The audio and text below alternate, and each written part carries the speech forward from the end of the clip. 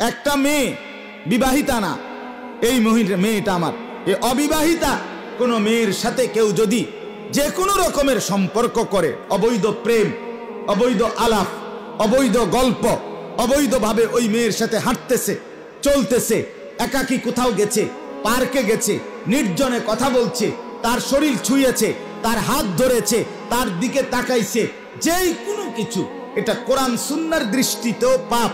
পাপ কিনা? আর এই সমাজের সুস্থ বিবেকবান মানুষের দৃষ্টিতেও কথা বলেন না কেন, অন্যায় কিনা বলেন?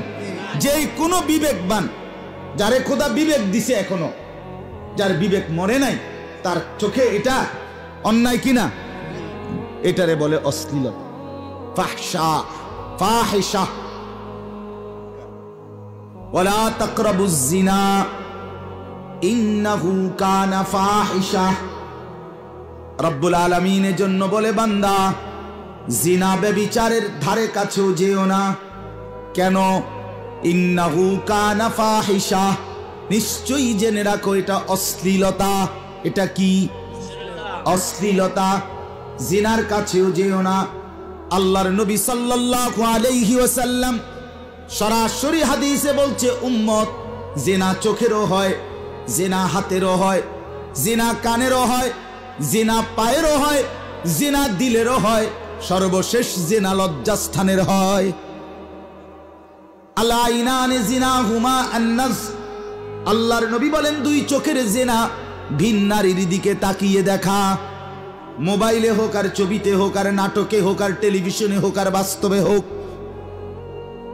ওয়াল উযনানি জিনাহুমা আল ইস্তিমা। আল্লাহর নবী বলেন, দুই কানের জিনা হলো ভিন নারীর কথা শোনা, গান শোনা, বাদ্য শোনা, বাজনা শোনা, কথা শোনা। যে নারী আমার জন্য অনুমতি নাই, মা, মায়ের কথা হালাল, স্ত্রী তার কথা হালাল, বোন তার কথা শোনা কি, কিন্তু ভিন নারীর কথা শোনা, গান শোনা, এটা হারাম। হারাম কিনা বলেন না? এটা জিনা। আল্লাহর নবী বলেন, ওয়ালিয়াদু জিনাহা আল বাতশ।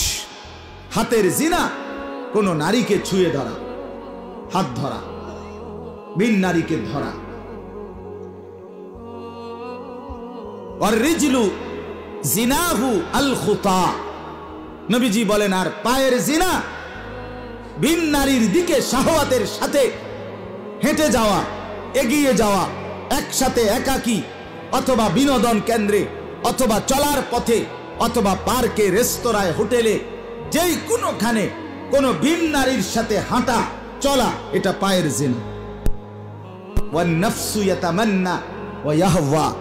অন্তরের জিনা, রাসূল বলে, ভিন নারীকে নিয়ে অশ্লীল, অবৈধ, নোংরা কল্পনা করা। ওয়া ইউসাদ্দিকু যালিকাল ফারজু আও ইউকাদ্দিবুহু।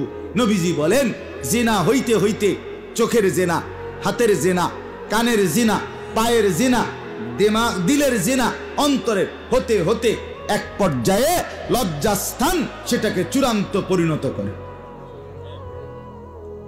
তো শেষ।